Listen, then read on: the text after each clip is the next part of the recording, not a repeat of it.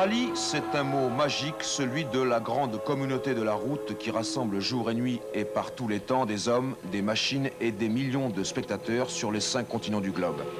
Rallye, c'est un mot de passe pour l'aventure, les copains et l'amitié, un mot d'ordre pour les constructeurs, avec l'expérimentation des technologies de pointe, les grandes équipes de course et les grands champions.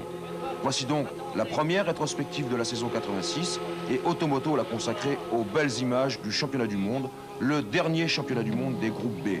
Peugeot est à nouveau couronné. Voici donc un numéro d'Automoto consacré à la 205 Turbo 16.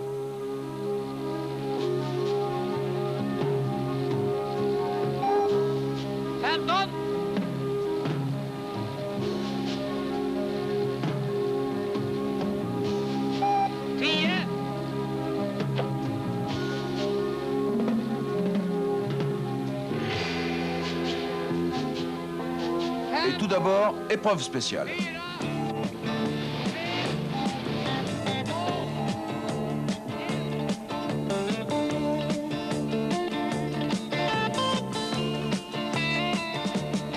You get a shiver in the dark, it's raining in the park, but meantime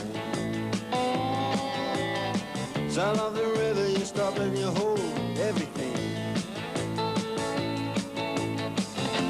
A band is blowing Dixie, double fall time. You feel alright when you hear the music ring.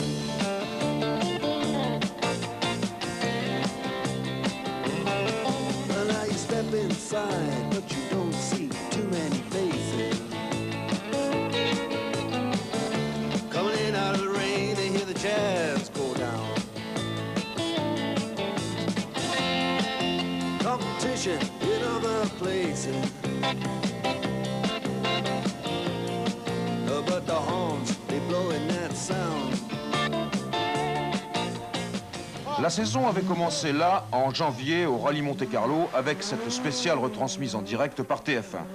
Peugeot s'y présentait, fort de 2 titres mondiaux 85, celui des constructeurs acquis par les 205 et celui des pilotes gagné par Timo Salonen, ici en action.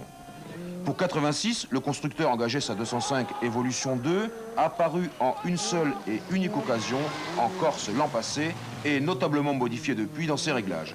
Équipage de base, Timo Salonen, Seppo Arianeux, Juha Kankkunen, Juha Pironen, Bruno Sabi, Jean-François Fauchil, à l'occasion renforcé par les pilotes des filiales étrangères, Michel Mouton en Allemagne, Andrea Zanussi en Italie et Michael Sundstrom en Angleterre.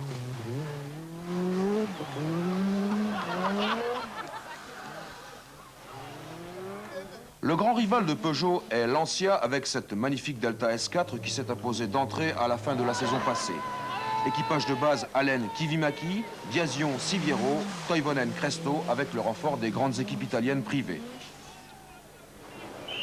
Concept ancien mais moteur surpuissant, Audi poursuit sa route avec Rorl et Mikola.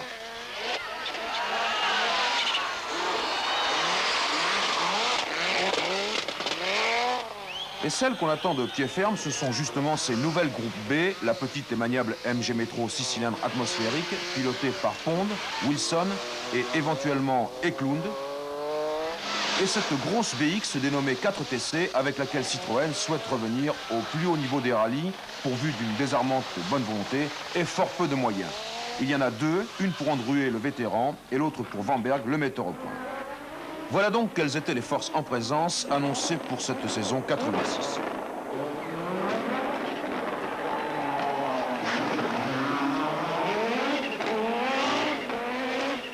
Sur les routes du Rallye Monte-Carlo, au revêtement très diversifié, ils furent plusieurs prétendants à la victoire, et parmi eux, Rorl et Sabi.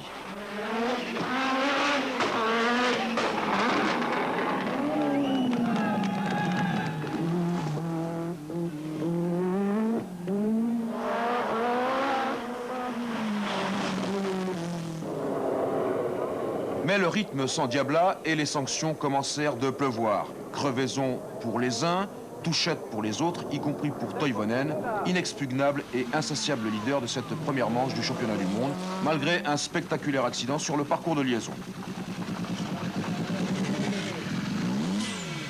Pendant ce temps-là, les groupes A et les groupes N de la petite classe s'en donnaient à cœur joie.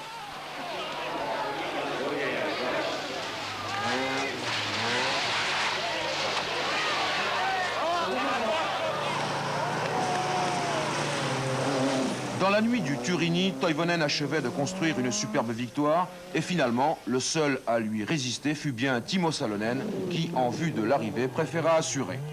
Le premier round, c'était Lancia qui l'avait gagné après un exploit personnel du chouchou, Henri Toivonen. Last night was very hard because we started behind Cette Timo. dernière nuit fut très difficile car je partais derrière Timo et je n'avais qu'une solution, attaquer sans relâche pour le dépasser.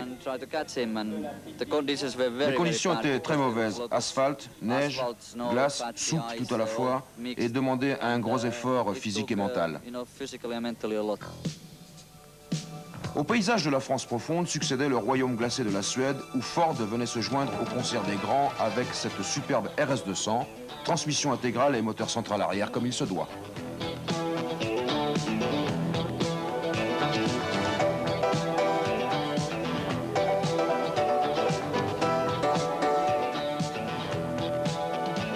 Après s'être incliné à Monte-Carlo, Salonen reprenait les rênes, bien décidé à montrer qui était le champion du monde.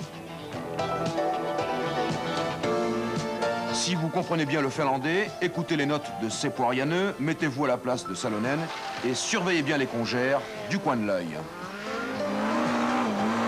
10 oikea eri, vasen eri.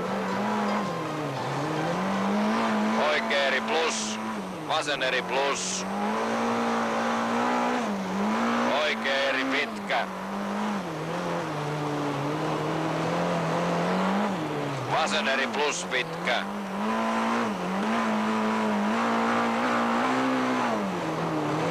Oikea vasen täys miinus. Oikea eri plus. Au bout de 6 épreuves, Salonen abandonna, le compte réglé par un joint de filtre à huile, une pièce à 10 francs 6 sous, et c'est Toivonen qui lui succéda. Toivonen mécontent lui aussi, car il devait renoncer moteur cassé quelques kilomètres plus loin. Et du coup, c'est Kankkunen qui s'imposait en emportant sa première victoire pour le compte de l'écurie Peugeot devant Allen et sa Lancia, et devant Grundel et sa Ford qui débutaient ainsi de prometteuse façon. Remarquez au passage que cette spéciale se court sur un lac gelé.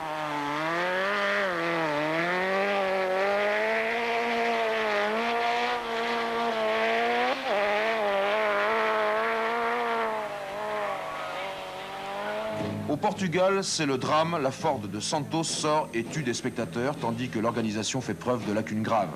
Les pilotes d'usine se révoltent, c'est fini, ils ne veulent plus courir ici. Et demain, les pur sang resteront à l'écurie, en professionnels responsables et en hommes concernés. Rorl et Allen mènent ce mouvement justifié.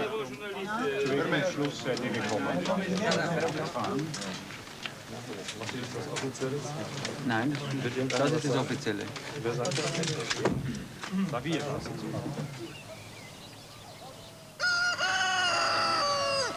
Le Kenya est au rallye ce que Le Mans est à l'endurance avec les surprises d'une course sur route ouverte.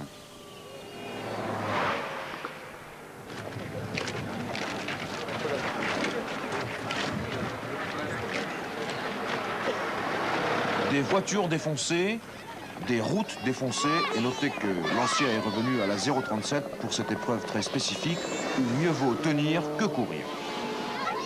À ce jeu, la Toyota Celica sera la plus forte et survolera l'épreuve avec Björn Valdegaard, un inépuisable vainqueur.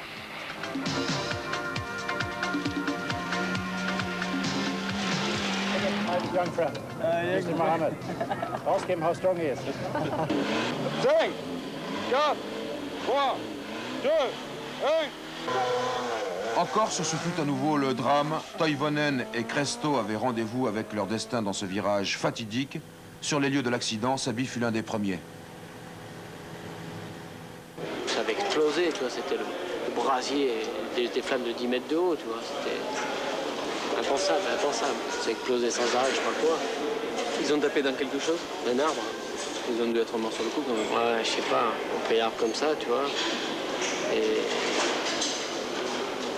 il n'y a plus rien.